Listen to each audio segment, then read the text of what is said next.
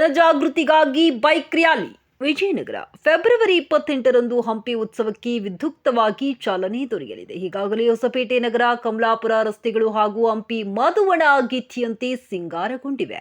ಹೊಸಪೇಟೆ ನಗರದಿಂದ ಹಂಪಿ ಉತ್ಸವ ನಡೆಯುವ ಸ್ಥಳದವರೆಗೆ ಬೆಳಕಿನ ತೋರಣ ಕಟ್ಟಲಾಗಿದೆ. ಹಂಪಿ ಸ್ಮಾರಕಗಳು ವಿಶೇಷ ಬೆಳಕಿನಲ್ಲಿ ಕಂಗೊಳಿಸುತ್ತಿವೆ.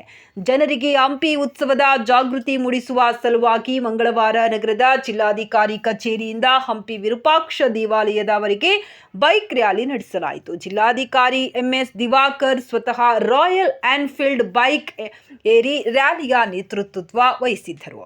ಸಹಾಯಕ ಆಯುಕ್ತ ವಿವೇಕ್, ತಹಶೀಲ್ದಾರ್ ಶ್ರುತಿ ಮಾಳಪ್ಪಗೌಡ ಸಹ ಬೈಕ್ ಚಲಾಯಿಸಿ ಜಿಲ್ಲಾಧಿಕಾರಿಗಳಿಗೆ ಸಾಥ್ ನೀಡಿದರು.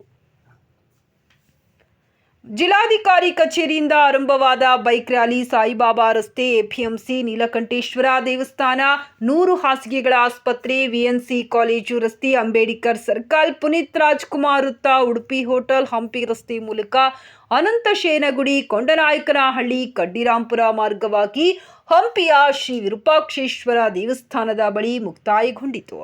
ರ್ಯಾಲಿಯಲ್ಲಿ ಜಿಲ್ಲಾ ಮಟ್ಟದ ಅಧಿಕಾರಿ ಹಾಗೂ ಸಾರ್ವಜನಿಕರು ಭಾಗವಹಿಸಿದ್ದರು.